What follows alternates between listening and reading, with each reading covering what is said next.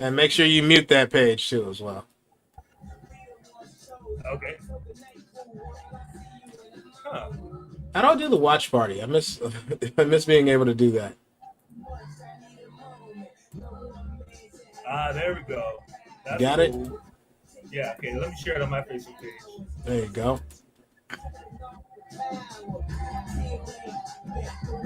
Copy. Boom.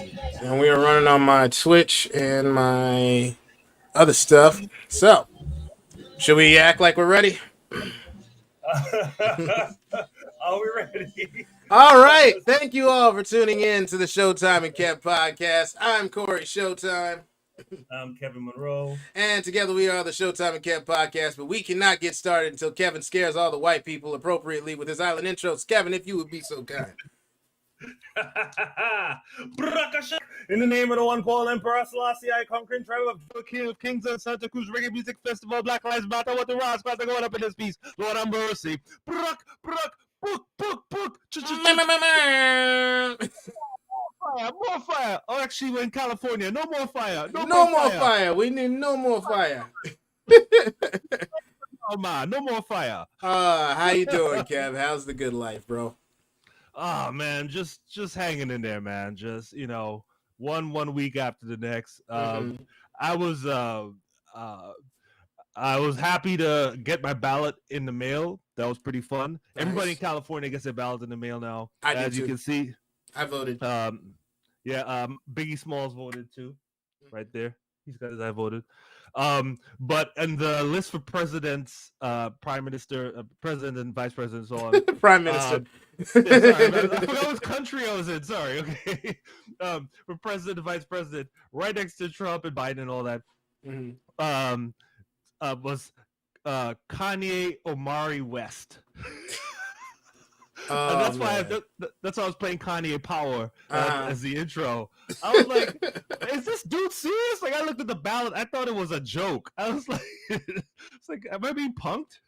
No, you're not. How did he get on the ballot in California though? Huh? How'd Kanye West get on the ballot to be president in California? I think the whole point of him even joking about running was the fact that he got on the ballot at all. Man, I don't get it, man. I mean, you need like a certain amount of signatures. I mean, how many Kanye stands are there in California? Like, thousands. Right, maybe like West LA and like, and Malibu.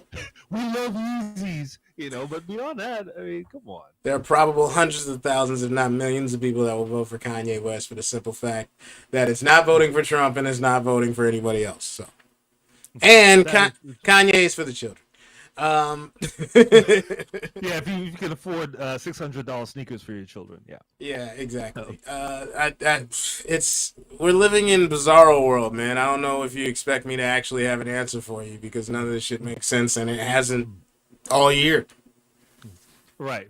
Yeah, this is exactly like somebody pitching a plot to a NBC producer. Like, what if the world flipped upside down? And we're heading to the series finale, and man, I don't know. I don't know who's gonna make it. Like, I don't know if the black guy's gonna make it all the way to the end. Right. Yeah. This is. I mean, we've already moved past the middle of the disaster movie where it's like, that guy's not gonna make it, that guy's not gonna make it. But now we're getting to the end of the series, and we don't know how this is gonna shake out. Yeah. I mean, it's gotten like so bizarre now. Like Trump is doing some like Evita third world dictator shit where he's like standing like on the balcony of the White House, taking his mask off and like shouting at people like, "I'm invincible." That shit has been insane. Like, he caught the virus, that was crazy enough. And then this fool just goes around infecting people. Like, it's literally like a child. Like when you have a sick kid with the flu and you're trying to keep him from infecting other kids, and this sick ass trying to run around and go play. Right. And he's sneezing on the slide and he's coughing on the monkey bars. And Trump just ripping it at the mom like, "Yo, take care of your kid. Like, get your kid away from my kids." And he's talking about having another fucking rally, and it's like, okay, Like, if you're dumb enough to go to that shit, I mean, you already killed Herman Cain, and now you're gonna go infect a bunch of people. You know what, man? Have at it. Have a blast. Right. Who am I to If stop y'all, you? yeah, I mean, if y'all, if y'all gonna go for this, like, black people try to warn you, we try to tell you, now it's like, you want to, off your old family. Well, that's on you. Oh, but check this out though.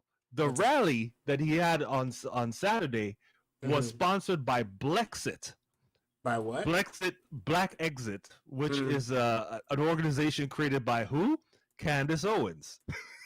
Oh wow. and and she paid black and Latino people to show up at the rally, Uh-huh. basically. So I mean, we're at like slave catcher level mentality now. Like, it's not bad enough that I'm terrible. I'm gonna capture these black people, bring them They got coons into on this space.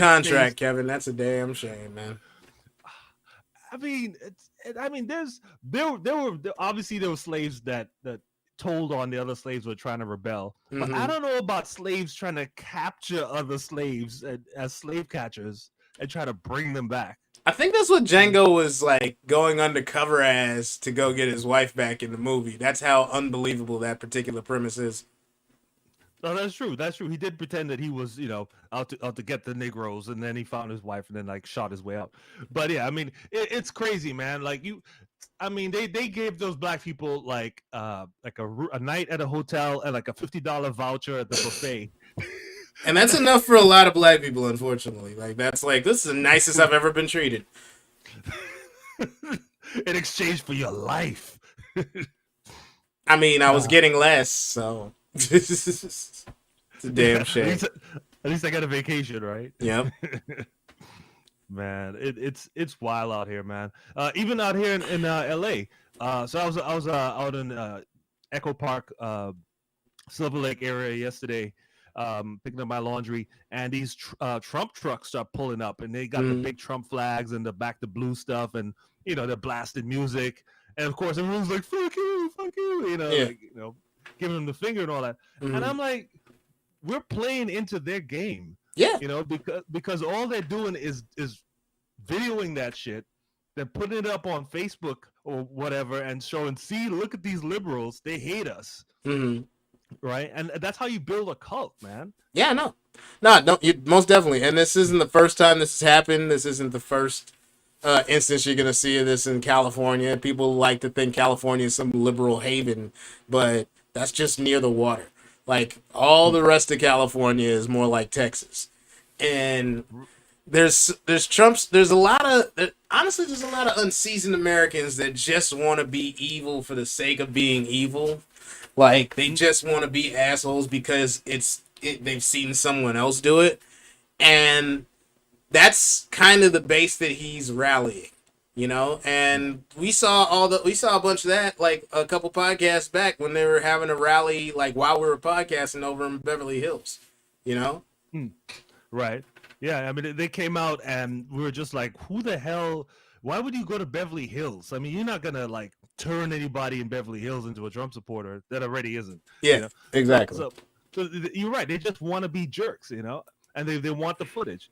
Um, and from what I've read about cults, that's how you get pushed further into a cult, because you go outside the cult and you see everybody telling you "fuck you," go home. So you come Hmm. back inside the cult and you go, see, Yeah, see, this is how it's the world treats dangerous out us. there. Yeah.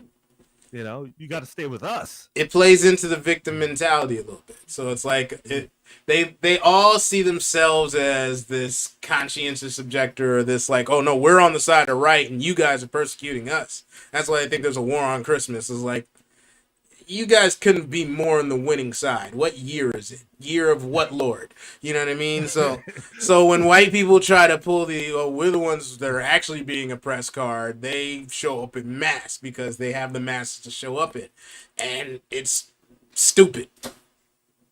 Yeah, yeah. I wish it was the year of our Sith Lord. That would be Yeah, fun. that would be interesting. It would. Yeah, it's 7,000 the year of the Sith Lord, but no, it's 2,000 the year after Christ. So I mean, the whole calendar is based on your religion. You're surrounded by your religion. Hail Christmas is a Palpatine. national holiday.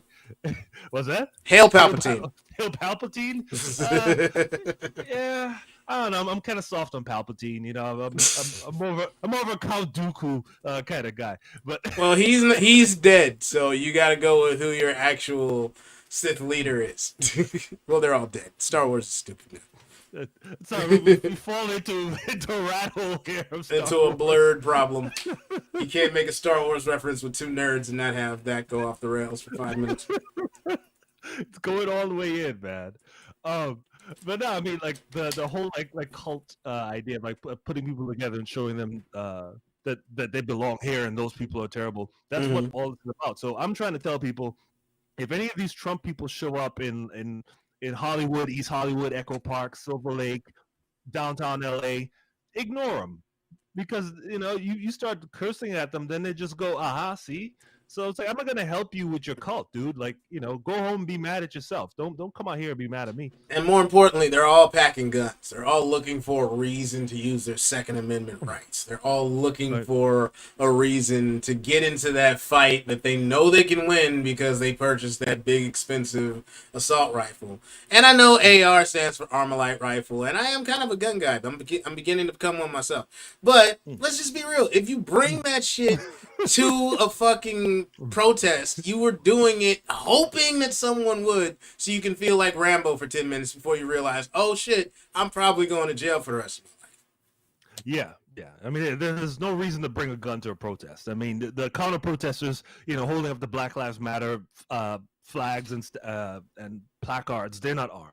And the police are there with guns, so you don't need to do all that. Well, here's the thing. Who's said there's not? And that's more the problem. It's like, that's the issue with guns in America. It's like, well, these guys got guns, so we better have guns. And then, God forbid, those guys use guns, and we're going to have to use their guns. It's just, it always seems like it's like building to a crescendo. And, like, I'm pretty sure I've been falling down a bunch of weird YouTube holes lately, but, like, it starts with unrest, and then it goes to, like, then the armed order or whatever, whether it's law and order or the military, whatever your country is, they show us a show of force, and then it becomes violent, and then it becomes deadly, and that's when shit gets really bad. Yeah. I mean, in Eastern European countries, that collapse has happened before, where it's like at some point the military or whoever is in control just shows up to pick up the bodies. Like, they just can't control how many people getting shot. Yeah. So I have black friends that are getting guns, that have guns, that are like for real, like getting strapped, like in case the shit pops off.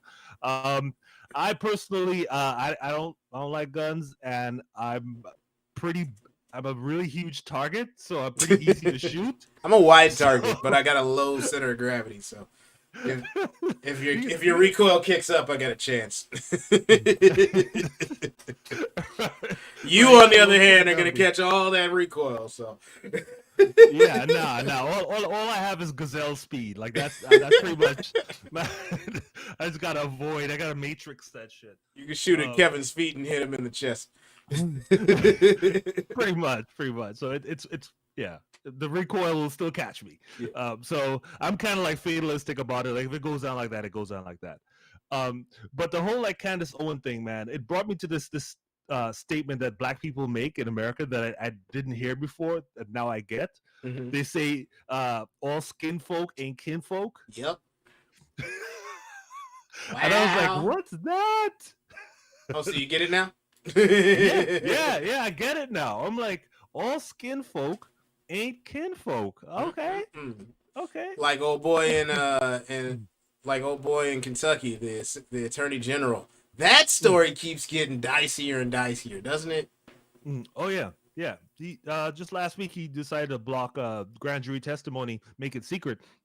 And this is after he said that he was going to be transparent, right? Like there was like calls to have it out, and he was like, yeah, we got this, but then they wanted more time, and now he's like, no. Right. Yeah, I mean it's just like a slow burial They just every week they just throw a little bit more dirt on the case until by the end of the election they're hoping you'll forget that it happened. Mm-hmm. You know what I'm saying? So I mean, the WNBA is gonna make sure that shit goes through because those women are mad as fuck. I mean, they dedicated the whole season to Breonna Taylor. They're not letting that go. So I mean, they've lost tens of dollars in this whole ordeal. Shots fired. I don't want a 6'5" woman getting mad at me, man. No, you never want that. That's not good. But yeah, it's just sad that dude is playing so by the book, and that's kind of what I'm worried about with Kamala Harris. It's like the Attorney General is in bed with the police, whether it's by choice or by just nature of the job. They kind of working on the same side. So now they're doing everything they can to protect the cops because, I mean, look at it. Like, if the cops are guilty, which they are, but, like, if they're found guilty, and it's more than just the civil thing of giving away money, when it's like, oh, shit, we actually are killing black people, we have to admit it, then that looks bad on, like, a complete, like, societal level. I mean, it's already as bad as it can be. But, like, now you have to actually admit that what you're doing. And his whole office is, like, set up so that you don't have to do that. Well, yeah, that's the qualified immunity bit. They try to hide this stuff. And, yeah, they'll pay off. They'll give you, like, a settlement, but they won't admit it that they did any wrongdoing. And they'll fire a guy, and the guy will just go to another state and get another job, doing the same shit. I don't know. I mean, I feel like I'm torn because on the one hand, Kamala was saying like, I played the game on both sides to try to, move up so I could change the system. Mm-hmm. But, it's another thing when people say they're going to change the system and they've been in the system long enough, they become the system. Mm-hmm. You know what I'm saying? And it's just like, all right, well, we'll see now. We don't believe you. You need more people. We don't believe you. Now that you're above the system, let's see if this goes, the way you said it was gonna go, or if you're just gonna be like, well, this lemonade tastes mighty nice up here. These buttery biscuits are so buttery. It's very true. I don't know. Oh man, but that whole like skin folk ain't kin folk thing, man, like that's so wild to me because like in Trinidad, like we didn't really have like black people like that. Like there were middlemen people, like people from like the Middle East and like from India and China. Like the British would use them as the kind of overseers kind of thing. But black people, as far as I know, were pretty much in solidarity. I mean, I don't remember like anybody out there like kowtowing to the British like that. I mean, maybe we had a prime minister or two that had some fingers in some oil, but this is like over like oil money, not like Candace Owens like fighting over, I don't know, getting free vouchers at a hotel. Like, come on, man, you gonna sell out your people for vouchers? You know what I mean? Like, you're making Trinidad sound like a paradise. I mean, it's a paradise, like, geographically, but like just the whole idea of like we're the majority and there ain't no Uncle Tom's, that would be amazing. Like you just sign me up. You might like it. Well, I mean, the point is that there's all that stuff you talk about, like how we use candles for fun here, whereas that's your source of power. So your gaming equipment might not have enough electricity to work. I'm gonna have to have like a bunch of gerbils in cages moving very, very quickly to make my Xbox work. Right. But the point is, how you got Uncle Tom when there's nobody to Tom to? Like, if there's no white people, you can't. There's nobody to bow and scrape for. Touche.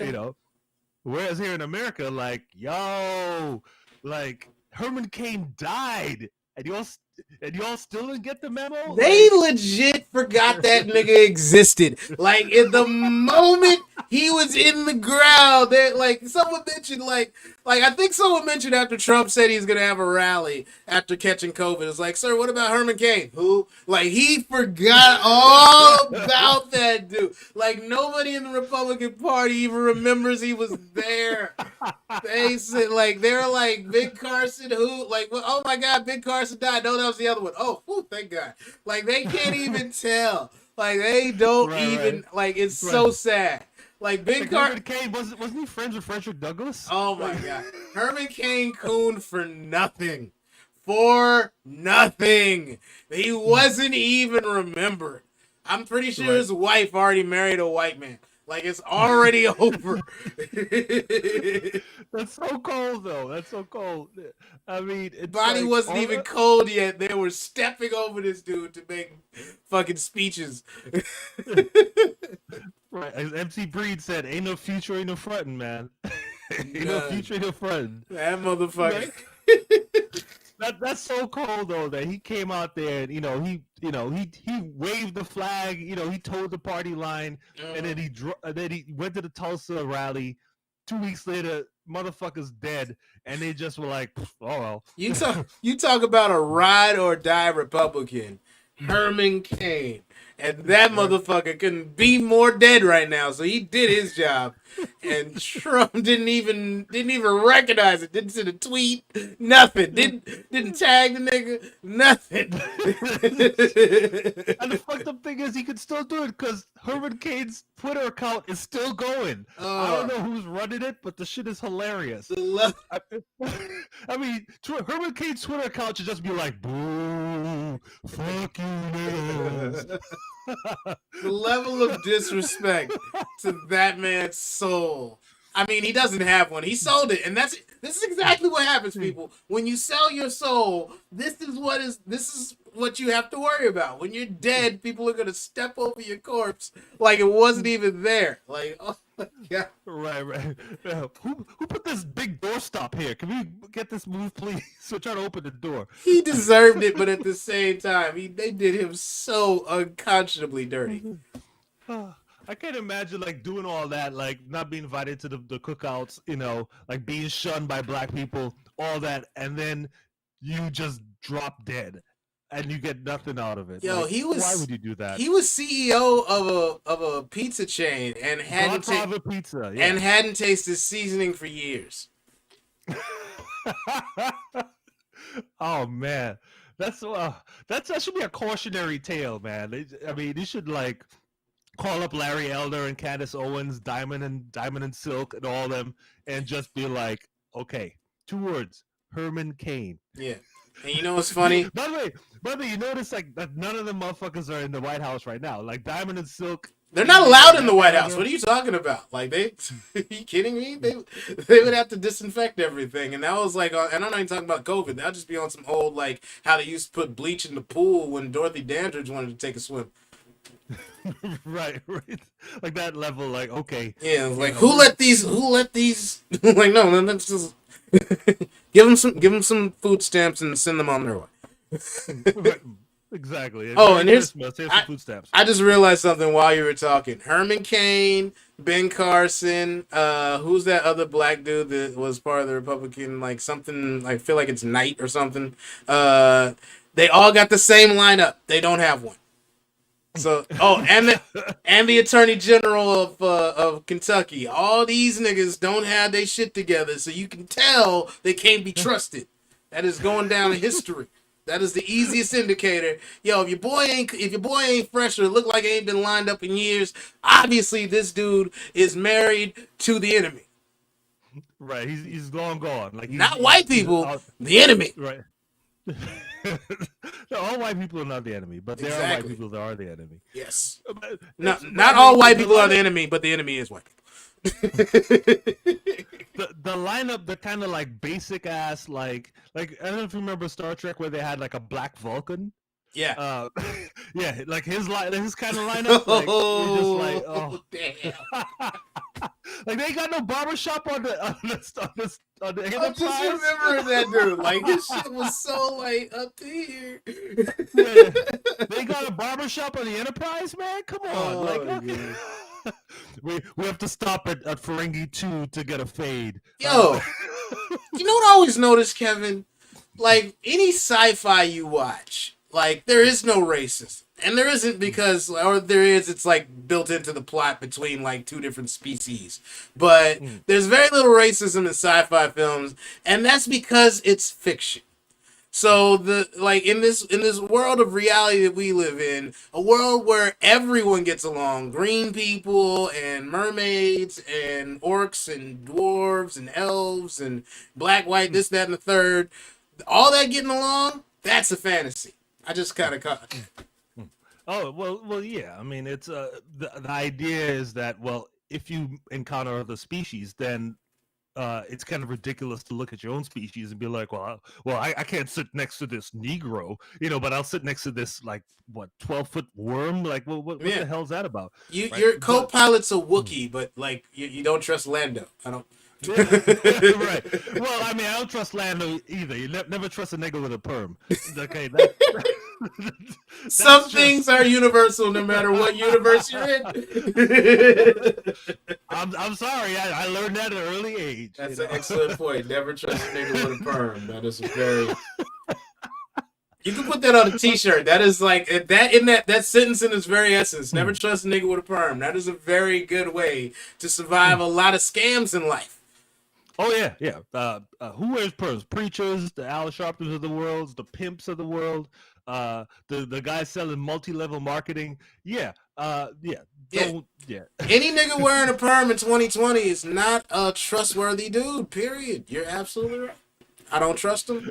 I don't trust his Cadillac.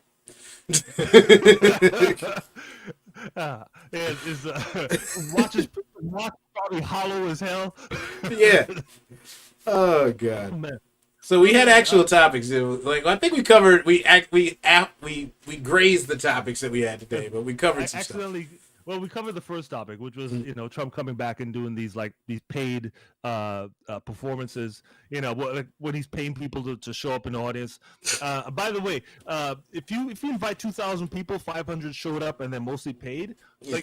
As a comedian, if I did a comedy show like that, the club would never book me again. Ever again. They're like, yo, you're not a draw. Like you brought in 20% of the audience, and we had to pay for them. Trump rallies are bringer shows. Ain't that a bitch? It's got to that. It's come to this. yeah, bringer shows where they gotta shell out some money for them people. So yeah, that's a wrap. Like this thing is imploding really bad. Here's the thing. Let me get this in real quick. I feel like it's like a combination of two things. One, that it is a bringer show. It's not nearly as big as Trump makes it out to be because he's a con man. He literally doesn't know how to make something not grandiose. But we're also downplaying it more than necessary to where that might be dangerous because that's how he won in the first place. People think that there aren't that many Trump supporters, and then we started off the show talking about, oh shit, there's a Trump supporter right there, and I ain't expected to be in my neighborhood. So right, they do exist. The people are there. Oh yeah, I mean, there's a solid 42% of base that's never going to change, because he just repeats the shit that they hear on right-wing radio and in YouTube channels and stuff. I mean, that's his only genius. Is he was the only person brave, bold enough to say the crazy YouTube shit out loud. Yeah. Right. So all these people who've been in the corners listening to right-wing radio while they work on their cars or truck drivers or whatever, they're like, oh, he's talking to me. He also believes that Hillary Clinton has a sex ring in a basement of a pizza parlor. Yeah. You know how they say never go full Breitbart? He went full Breitbart. Yeah.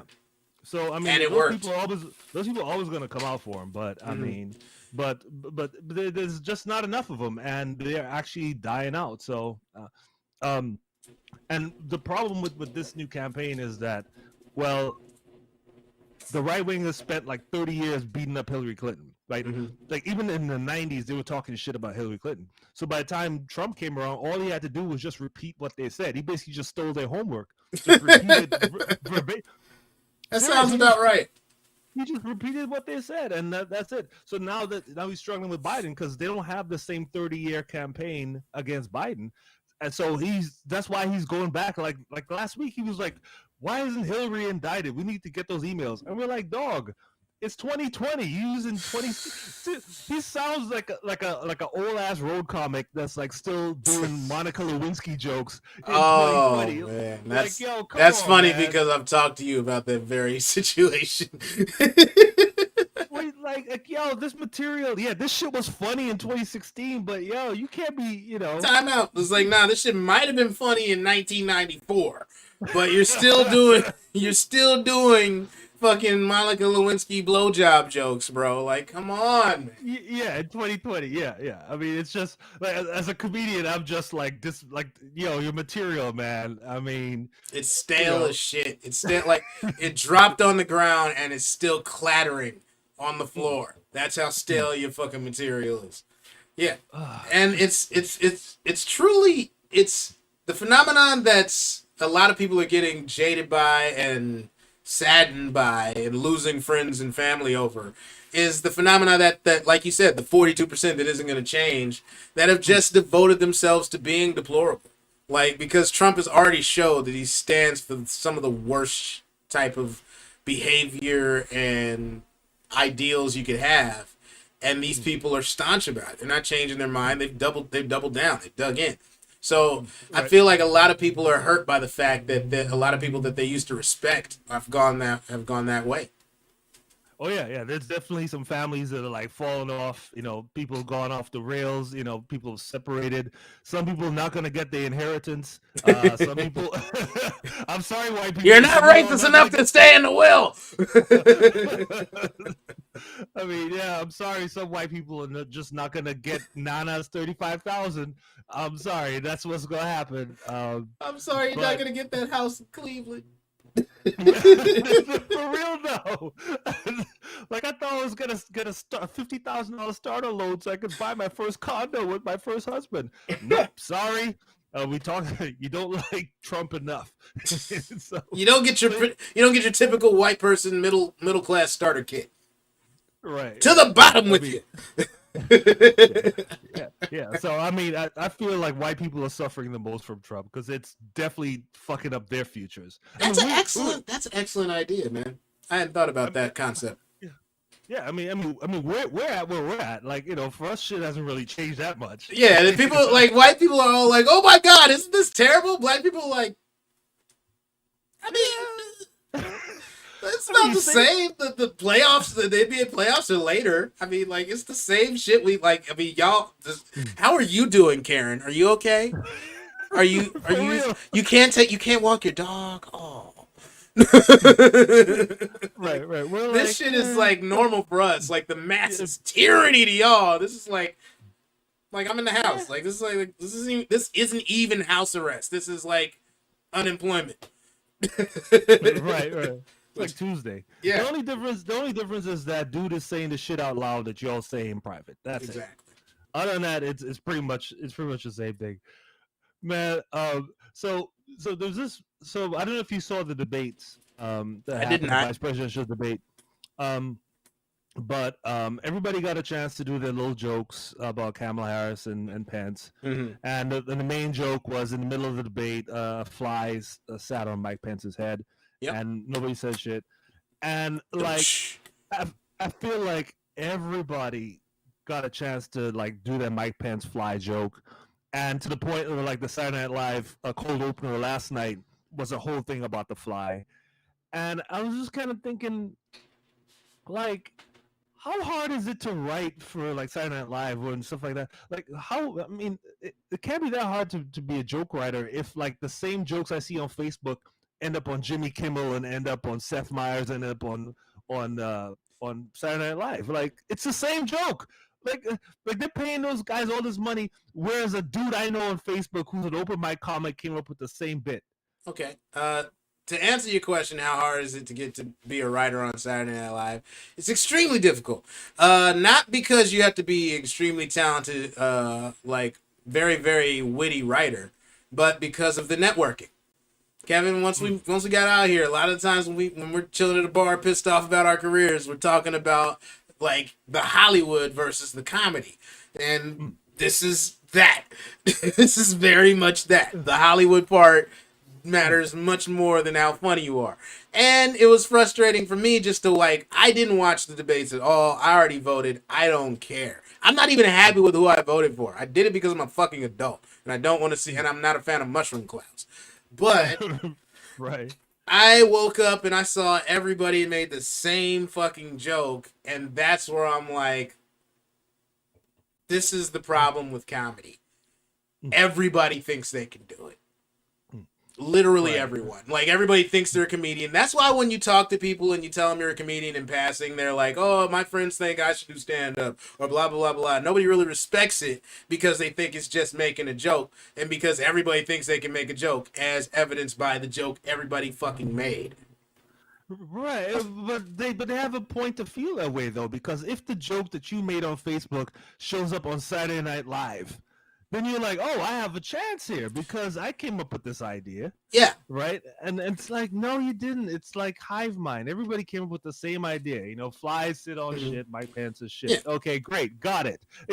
Kevin, But Yeah, you know what I mean? if you and I went to a basketball court right now and we grabbed three other random people, every last one of us can make a free throw. I don't know how many shots it would take, how many attempts it would take for us to make it, but every last one of us, no matter what fit or form we're in, could make a free throw shot, right? Probably, yeah. That fucking joke is a free throw, and everybody thinks they're in the NBA now. Right, it's true. It's like but it's much more to the game than just being able to score that one free throw. Thank you. Yeah, that's yeah. Yeah, so yeah. The essence of basketball is, I take this basketball and I put it through the basket. Oh, I'm LeBron James. No, there's a whole lot in between making a basket and being fucking LeBron. And I'm not comparing myself to LeBron, but I'm good enough to be goddamn Patrick Beverly at this point in comedy. All right? Well, you do have that dog in you, so I do. And I will talk shit to anybody. Oh man, but your hair looks much better. I don't know what's happening with Patrick Beverly, but he's got that homeless clump on the side of his head. Anyway, Yours does too, for that matter.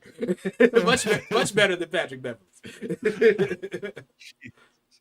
but you see what I'm saying though? Like it was just like watching the progression of the joke. Like somebody on Twitter did it, and then like a whole bunch of people on Facebook did it, and then some of like the bigger aggregators, like the people that steal other people's jokes and then like rebroadcast it for like hundreds of thousands of likes. They put it out there, and then it shows up on Seth Meyers, and then boom, Saturday Night Live. The cold opening is that same joke, and I'm like, are you fucking kidding me? Yo, Like, Kevin, have you don't watch South Park as relentlessly as I do, but no. they're like the Simpsons, whereas they've covered fucking everything. There was a South Park episode a few seasons back where I think it was the fish sticks episode where they made fun of where it was making fun of Kanye West. And it was like the joke was like, hey, you like fish sticks, right? So you like putting fish sticks in your mouth. What are you, a gay fish? Like, that joke went like that. They were doing on the show. That joke went viral, and Cartman was upset because he wrote it and he was trying to get money off of it. And then it goes very Cartman South Park esque. But the whole point is, it was taking over. Like, I think at that time, like the Fat Jew or whoever, the guy that was stealing memes and got famous. Yeah, Fat Jew, yeah. So like it's in that same breath. Huh. Right. So this is what's happening. Like, this is we're living another South Park episode right now. Huh.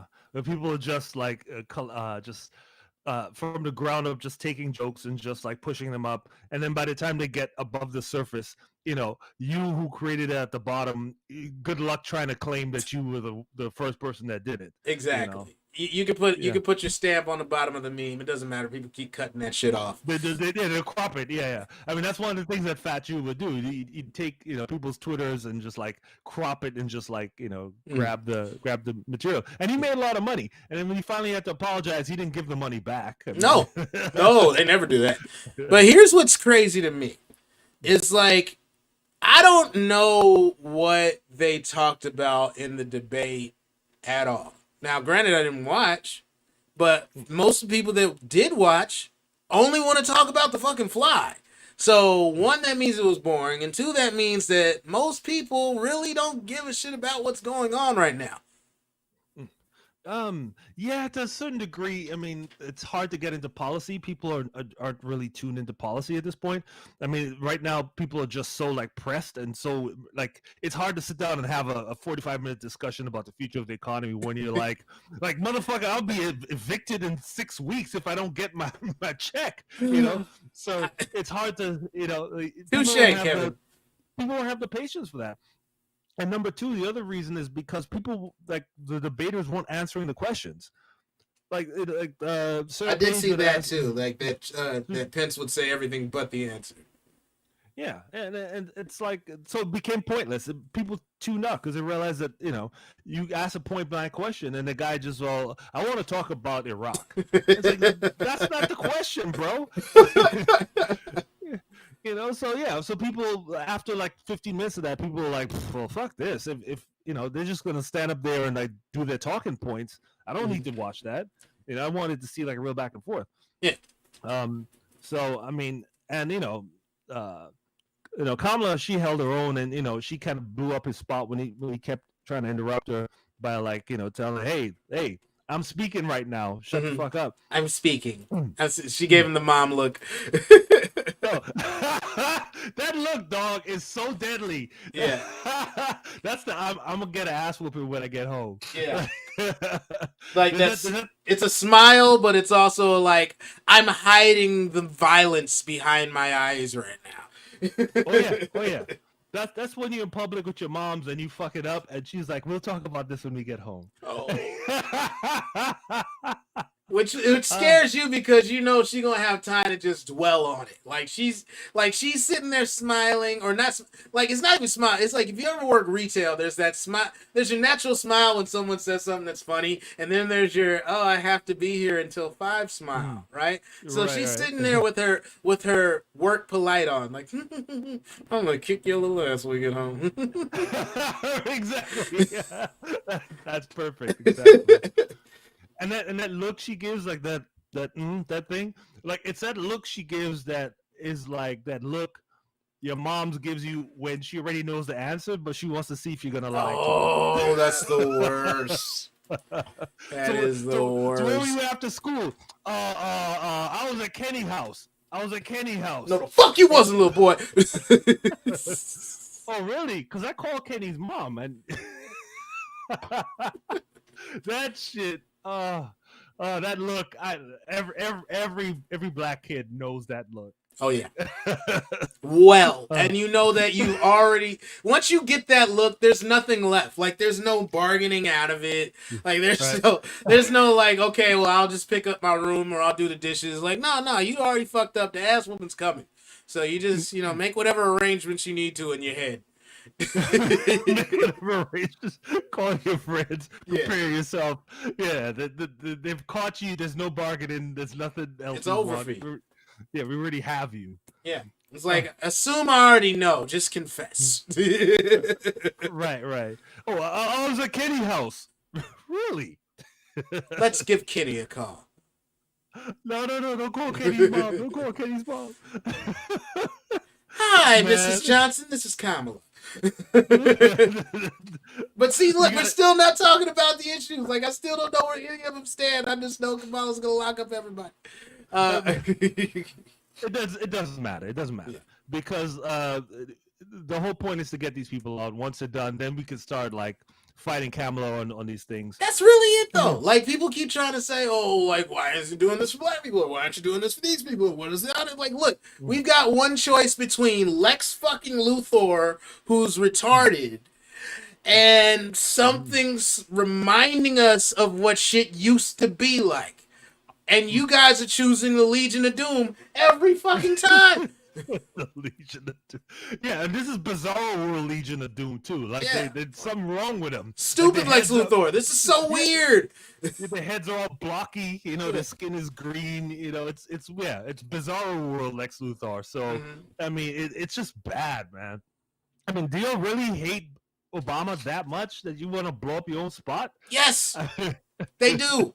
They were that mad. Not so much that Obama was a black president, but that he got 2 terms and looked great doing it. Like, the motherfucker had too much swag. Like, he was the most magical Negro that's ever existed. The dude has never had a parking ticket.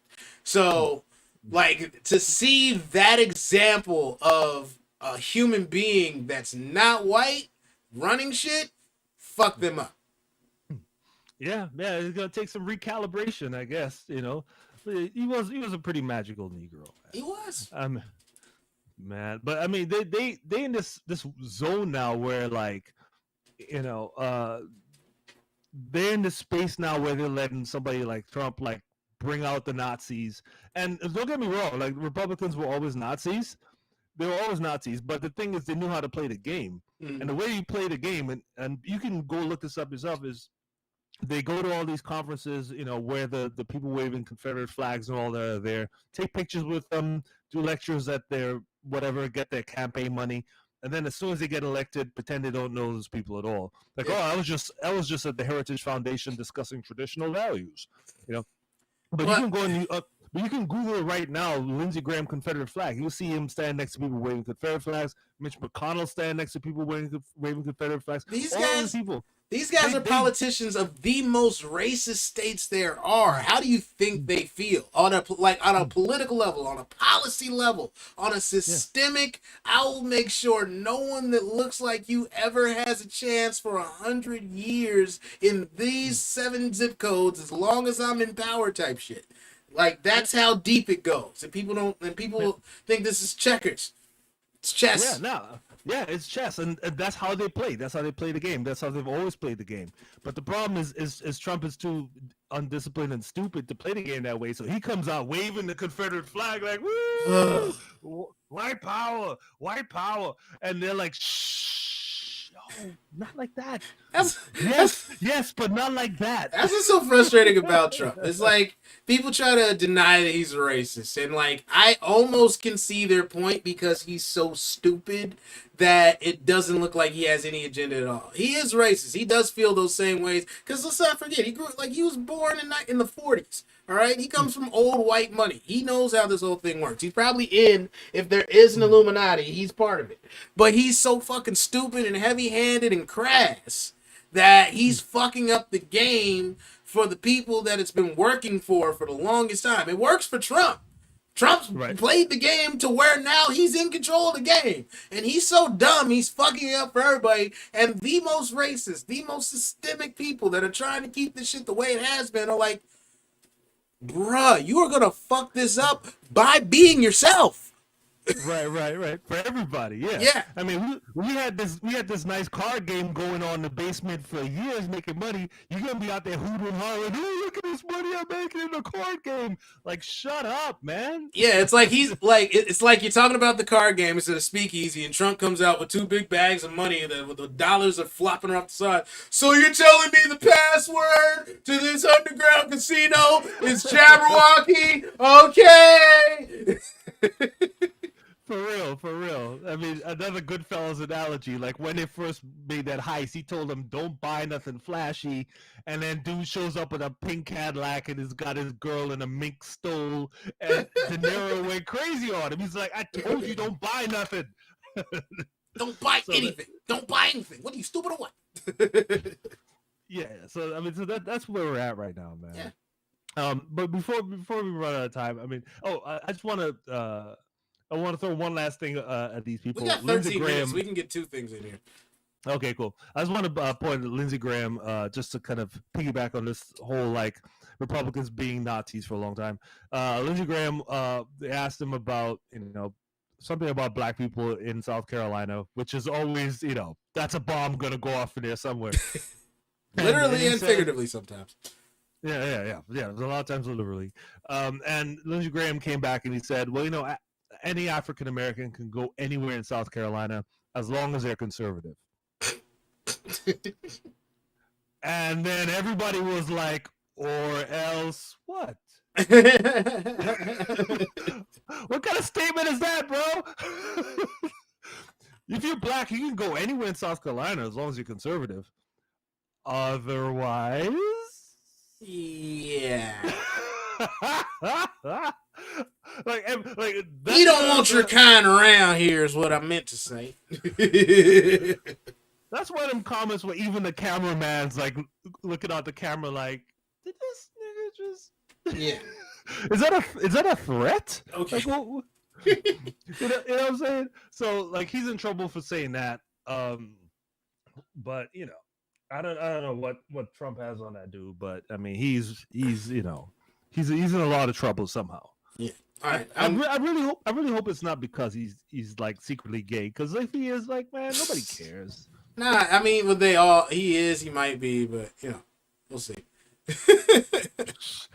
I mean, look, this is National Coming Out Day, so Lindsey Graham. Today is National Coming Out Day. If you want to, like, really, finally get it off your chest and then leave black people alone, this would be a great time to do it. Yeah. I mean, attempting to use this as a pivot from going from white people acting crazy and being racist to one of the good ones. That if you happen to tune into SNL the other night, Bill Burr was the host, and he had a very interesting monologue. Kevin, would you care to lead us into this next topic? Okay, so this I've been watching Saturday Night Live because, well, there's nothing else to do on Saturday night now, and normally I'd consider that a square thing to do, but fuck it, I'm watching it. And Bill Burr was the host last night, and he did a 7-minute monologue doing his stand-up, and he did a 1-minute bit about white women, and Twitter blew the fuck up. Because white women tend to do that whenever they're questioned. Yeah. Do you have the clip? I can pull it up. Hang on. Yeah, keep talking. Yeah. So the whole premise of the thing was he was just talking about like his. I mean, he's from Massachusetts. He's kind of like one of those like loud white guys. Like, again, you want to take a swing at me? That kind of guy. Yeah. But he's kind of figuring some shit out. And so now, like, he's gotten to the point where he's talking about everybody, just the woke movement, Black Lives Matter, everything. And of course, as a white guy saying this stuff, you're always watching with like, is he gonna get this right, or is this gonna be like whatever? Mm-hmm. I can play the clip if you. No, I got it. Hang on, let me. Shit, I gotta find it though. Like I had the window, I had the tab, and then okay, there we go. Okay, you got it. Yep. Okay, go for it. For what? And hang on. Now I gotta press play. And unmute it. That's generally how that works. Anyway, I know.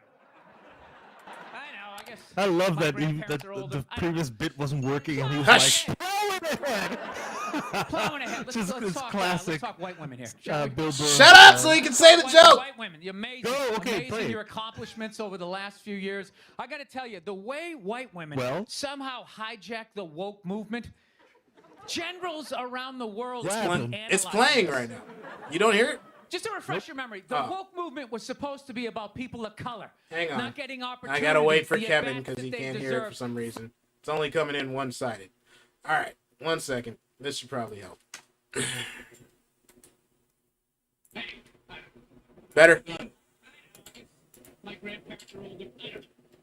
Plowing ahead. Let's talk white women here, shall we? Let's talk white women. White women, amazing your accomplishments over the last few years. I got to tell you, the way white women somehow hijacked the woke movement, generals around the world should be analyzing this. Just to refresh your memory, the woke movement was supposed to be about people of color, not getting opportunities, the advance that they deserve, finally making that happen. And it was about that for about 8 seconds. And then somehow, white women swung their Gucci-booted feet over the fence of oppression and stuck themselves at the front of the line. I don't know how they did it. I've never heard so much complaining in my life from white women. It's so hard with my SUV and my heated seats. You have no idea what it's like to be me. Trashing white guys. The nerve. Where's the camera? The nerve of you white women. Listen, I don't want to speak ill of my bitches here, okay? I know. Well, let's go back in history here, okay? You guys stood by us toxic white males through centuries of our crimes against humanity.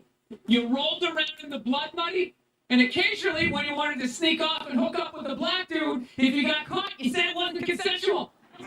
Yeah, that's what you did. So why don't you shut up, sit down next to me, and take your talking to?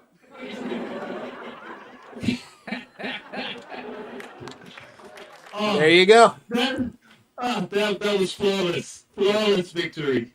Yeah. Flawless. That's it, and that's all. Yeah, flawless. Oh man, I mean, he was so clean. He said, "You rolled around in the blood money." Like, He's not wrong. Like, I can't think of any of that is wrong. And it's funny because, like, I just posted on my Facebook, like, if you're mad at Bill Burr for what he said, it's probably because he's talking about you. Yeah. I mean, I hooked up the lie detector test, man. The needle did not move. Yeah. that was flawless. No lies detected. Yeah. And people forget that white women would hold on to slaves long after their husbands died because that gave them leverage back when women couldn't vote, right? So if you're a white woman, like having 3 or 4 slaves was like your key to having a seat at the table. You know, you can't take no. That's for real. Like women use slaves as their only source of power before there was even a real estate market because you'd be like, yeah, you can't take my house. I have these 4 people I can sell. Or I can take a loan against these people. Like you could take loans against slaves back then, right? So for a group of people, white women who were excluded from the workforce and things like that, having a slave was their only counterbalance to sexism. You know, so yeah. I had to throw this comment in there real quick. Should we call your show to do it? I would love for Lindsay Graham to call our show and officially come out on the Showtime and Kev podcast. That would be awesome. That would be the best. Like we would matter. We would finally matter, Kevin. Yeah, our Black lives would matter if Lindsey Graham showed up on our show. I've been trying to say this for a long time. Sounds like gay Morgan Freeman. Ever since I was a little boy, I wanted to touch little boys. You should though. I mean, you know, it's all good. It's all love. All I'm saying is, if you just be free and don't be using black people as a cudgel, you know, just because you're sad because you can't do what you want to do in public. That's yeah. You know, we don't belong to that. But what Bill Burr was saying about white women was fucking hilarious because it's gotten to a point where, like, yeah, the Me Too thing and, like, social justice is absolutely important, but we've kind of gone over the edge on the other side, too, to where, like, you can't even question the validity of a lot of different things, you know? Yeah, I mean, everything should be put in question. Yeah. I mean, the pushback I saw on Twitter from white women on that piece. Have you seen the pushback? I mean, I'm banned from Twitter, remember? Oh, that's right. I'm locked up, won't let me out. The pushback was white women saying, well, okay, here's another... Look at my gay accent. Here's another white man telling white women what to say and what to do. That's patriarchy. And they completely missed the point. Like, they go straight to outrage and they don't even listen to the message. And it's like, look, I know I'm gonna get he started with like, I'm probably gonna get canceled for this, but listen, that's my issue. Canceling is stupid. Right. I mean, he talked about John Wayne being canceled. It's like John Wayne was born in 1901. Yeah, of course he's racist. Like, what the fuck do you expect? They're like, cancel John Wayne. It's like, God did that 40 years ago. But the idea that somehow this is patriarchy for a white man to tell a white woman that she's fucking up is missing the point. It doesn't matter where the message comes from. If it's the truth, it's the truth. Yeah. I mean, otherwise then we can't. I mean, it's not TSA where only a woman can search another woman. You know, the truth can be said by anybody to anybody. God forbid a black woman would have said that, then no one would have taken her seriously. Right. And to me, like, that's the sad part of this is that, yes, we've been saying this shit for a long time, but because Bill Burr says it, now people are going, wait, what? Yeah. What?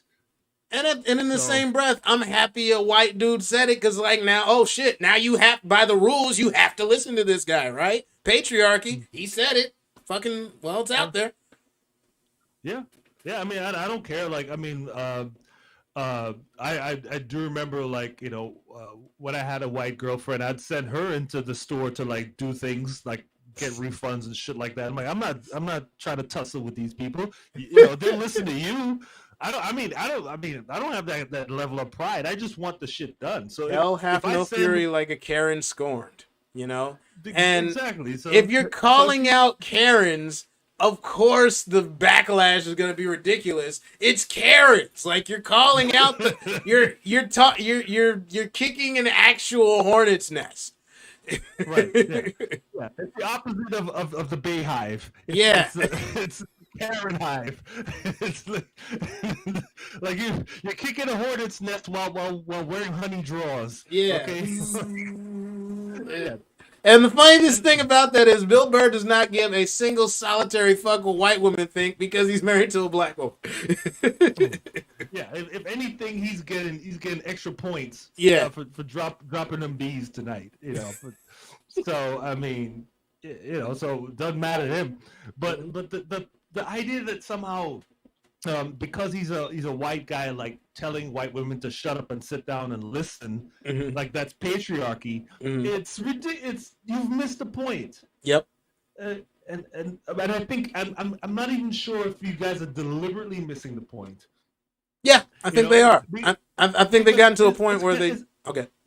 You know what I mean? It's like sometimes you get in an argument with somebody about their bad behavior, and they're like, "Well, I don't like your tone of your voice." And you're like, well, that's not the point. Okay, I'll say it softly.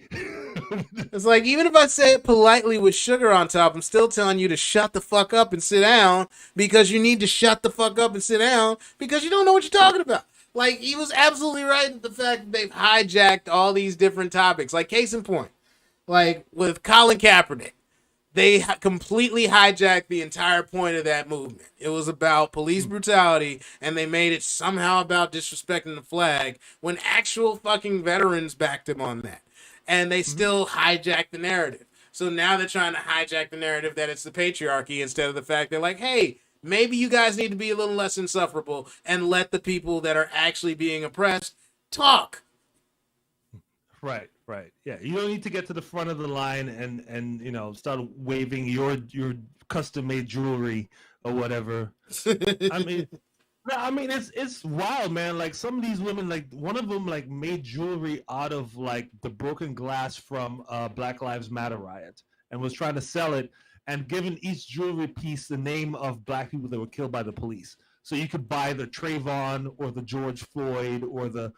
And I mean, people found that shit on, was it Etsy? I think it was, where it was, and they were just like, they tore into her ass, and she had to put it down, because you can't.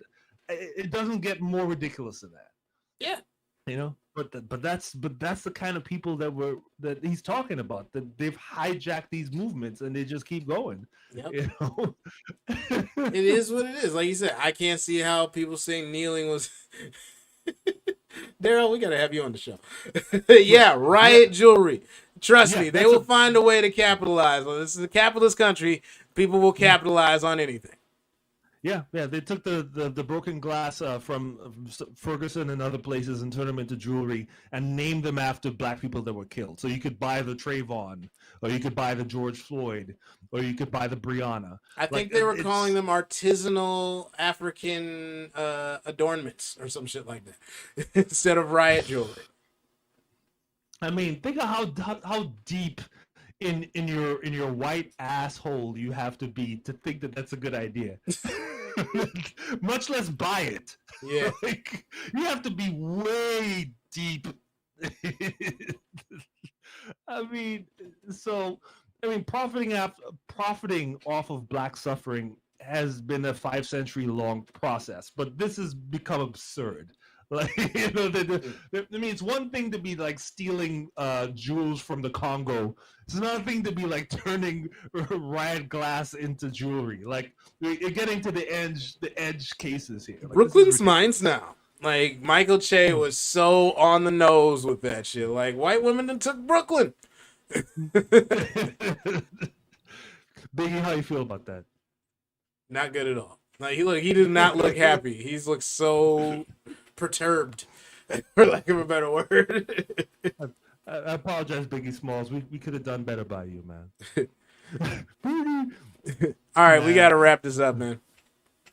Good. I'm glad we're out of time so we can't talk about the Lakers.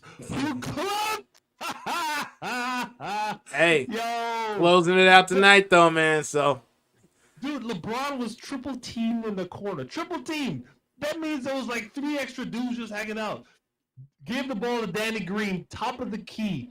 This is like a gym shot. Like nobody's around you. It's just you shooting baskets for the championship, for the win, for Kobe, for LA, for everything. I think he's having the last name Green, man, because Draymond is in the same situation.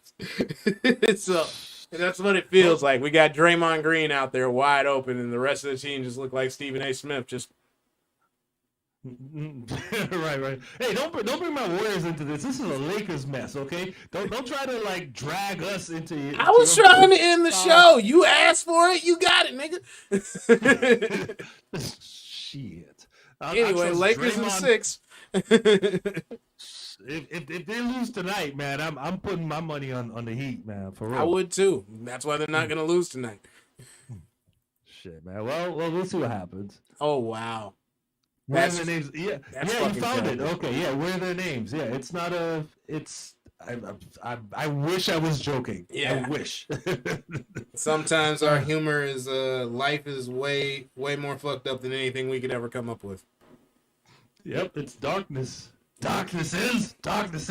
Yeah. Fuck your couch, nigga. All right, you Okay, got anything to so- pump, man? Well, I'm trying to get the show together. My man Sal Kalani, shout out to Sal, Bay Area comic, put me on this. This cat runs a spot called Diablos, and they're trying to set up an open mic slash showcase, and outdoors. And I'm trying to get that going. So hopefully by next week we'll have some announcements of when that's happening. So I'll start booking some comics. And figure out what the safety protocol is, so y'all don't be spitting in the mic and transmitting your funky COVID on people. But yeah, so within a week or so, we'll know how that goes. So that's what I'm working on. How about you? Huh? How about you? What you up to? Well, I got a couple things at the end of the month. I'm doing a show in Danville on the 28th. I think it's a Kabir show, and I'm also doing a show out in Modesto the day after that. So those are going to be right before Halloween. Keep it tuned to my Facebook, and I'll be giving you more information on that. I was planning on doing a virtual show around like November 10th or 11th, but I just found out I'm in the World Series of Comedy, so I'm going to have to move that down, and I'll be doing that in Vegas. Other than that, that's it. So keep your eyes posted to wherever you are to see this to find out about that stuff. All right. Oh yeah. Yep. Okay, cool. That wraps it up for another Showtime and Kev podcast, guys. Hope you were enjoying the show. Insert your joke about Danville and Modesto here. Thank you guys for tuning in. You ain't got to go home, but you got to get off my internet. Peace out.